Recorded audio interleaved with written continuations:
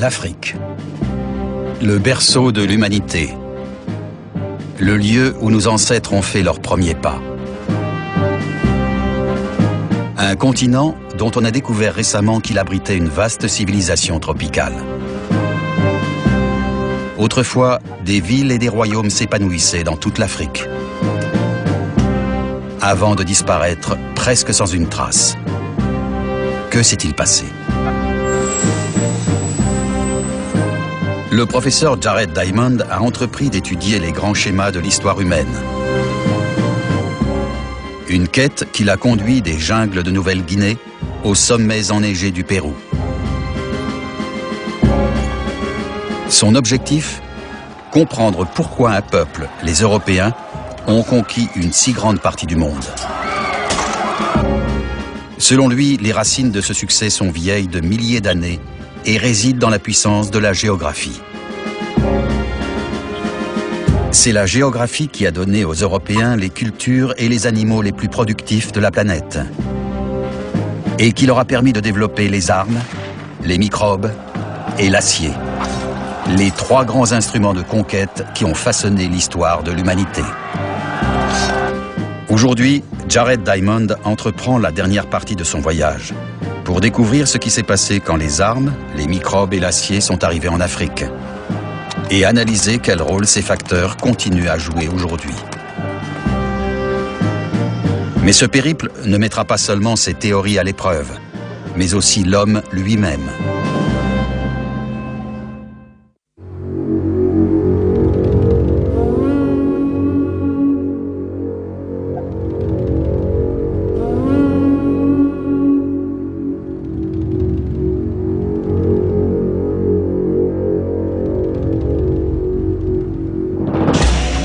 Une locomotive à vapeur des chemins de fer sud-africains. Fabriquée à Glasgow, en Écosse, en 1932. Un produit de la technologie et du progrès humain. Un outil fabriqué pour se tailler un chemin à travers un continent. Un symbole durable de la puissance d'une civilisation.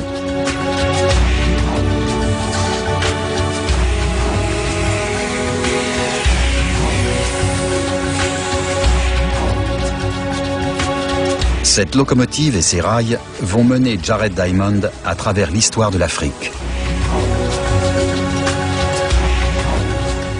Une histoire qui trouve son origine dans l'ambition et la convoitise, dans la volonté des Européens de quitter leur terre natale pour se lancer à la conquête du monde.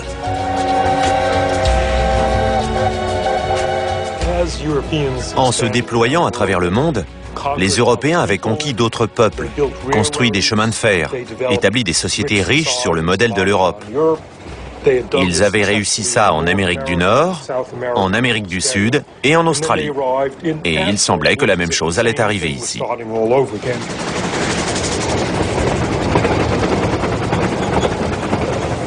Mais l'Afrique va s'avérer différente.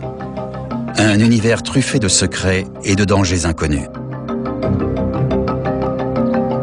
Les premiers colons européens arrivent en Afrique australe au milieu du XVIIe siècle.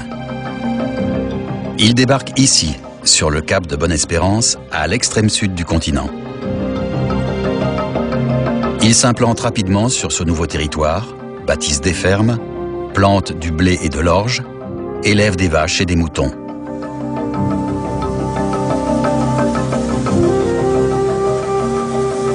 Cela peut sembler étrange, mais c'est de l'agriculture qu'est née ma théorie des armes, des microbes et de l'acier.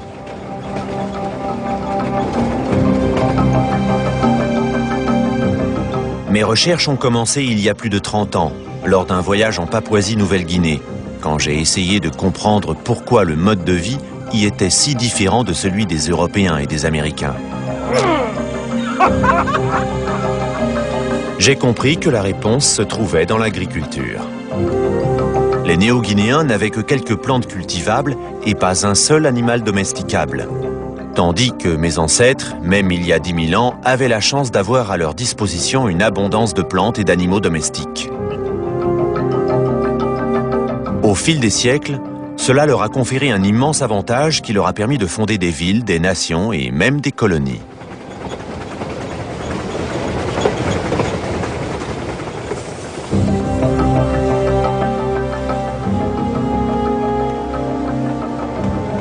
Mais l'Afrique australe se trouve à plus de 7000 km de l'Europe. Comment fut-il possible pour les colons d'importer leurs plantes et leurs animaux dans une partie du monde aussi lointaine? Ce fut au moins autant une question de chance que de savoir-faire. La géographie leur était en effet favorable. Ils avaient débarqué dans l'une des rares régions de l'hémisphère sud qui ressemble à l'Europe. Le Cap et l'Europe se situent en effet à la même latitude, la même distance de l'équateur. Et de ce fait, la température et le climat de ces deux régions très éloignées sont presque identiques.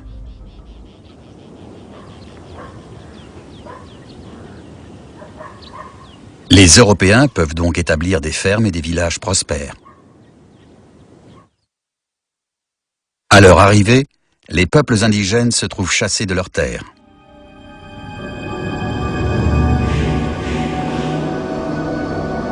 Mais ils sont aussi confrontés à un facteur de conquête invisible et encore plus dévastateur. Un facteur que Diamond a mis en évidence comme l'un des plus importants de l'histoire humaine, les microbes. Réaliser l'importance de l'agriculture m'a conduit à la deuxième grande découverte. Les animaux domestiqués avaient donné aux Européens un avantage dont ils n'avaient absolument pas conscience. En vivant à proximité de leur bétail, ils avaient été infectés par les virus et les microbes de ces animaux qui s'étaient transformés en maladies humaines. En y étant exposés pendant des siècles, ils avaient développé une résistance.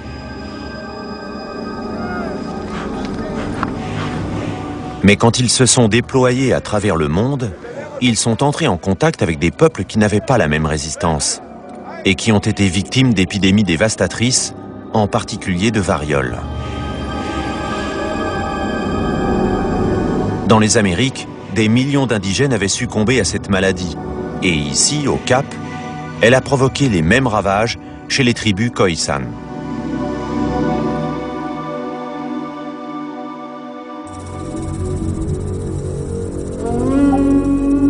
Grâce à leur agriculture et à leurs microbes, les Européens se sont solidement implantés sur la pointe australe de l'Afrique. À présent, ils cherchent à s'étendre.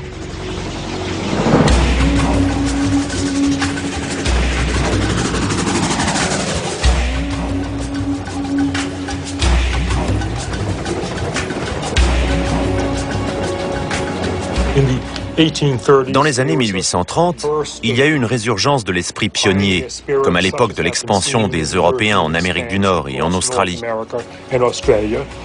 Cette fois, il s'agissait de colons hollandais qui se sont enfoncés vers l'intérieur des terres, comme les pionniers l'avaient fait en Amérique et en Australie.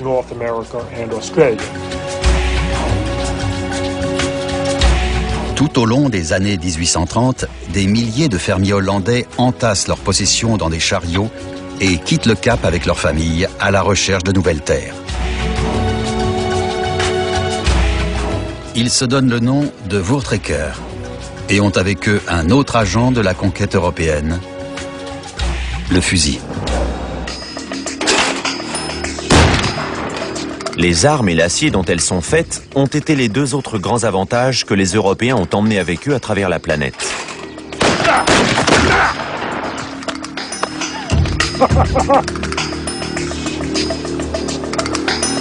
Les armes résultent de milliers d'années d'évolution technologique, apparues ailleurs qu'en Europe, mais perfectionnées par les Européens. Et cela grâce à l'avantage que leur avait donné l'agriculture des milliers d'années auparavant. Le mousquet avait la même importance que le téléphone portable.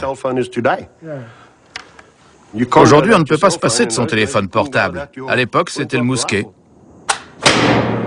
Feu.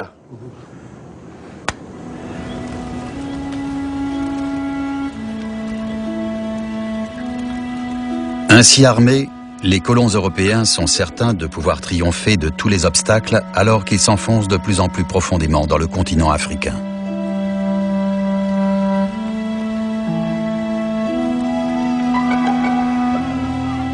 Le 17 février 1838, les Voortrekkers se trouvent à 1300 km du Cap.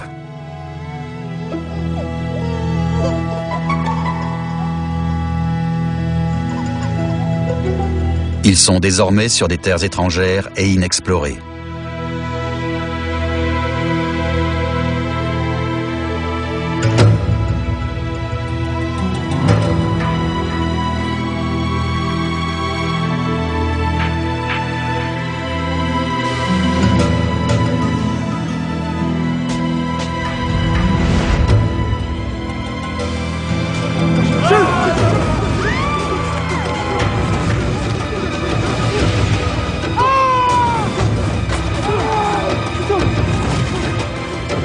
Brusquement, de l'obscurité surgit une armée d'Africains.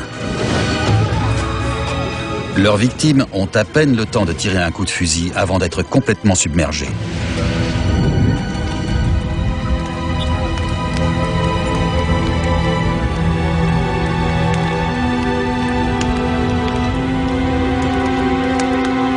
En quelques heures, près de 300 Voortrekkers sont tués.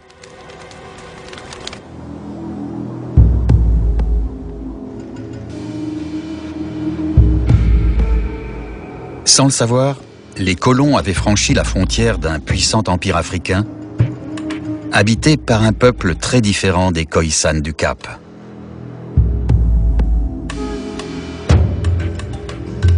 Les Zoulous.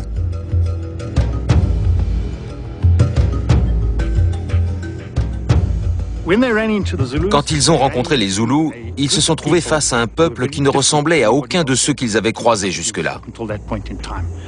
C'était une tribu très organisée. Les Zoulous sont à la tête d'un État africain très développé et unique en son genre. Leurs talents militaires leur ont permis de soumettre les tribus voisines. Régnant sur un territoire de plus de 75 000 km², ils ont mis en place une économie et une société sophistiquées.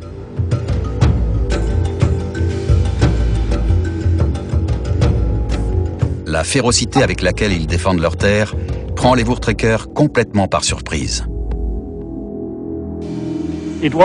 C'était plus que les colons ne pouvaient affronter. Ils n'étaient pas préparés pour une attaque des Zoulous. Ils avaient en face d'eux un roi qui pouvait mobiliser très facilement une armée de 10 000 à 15 000 hommes. Des guerriers pouvaient s'attaquer à n'importe qui. Ils ignoraient complètement la peur.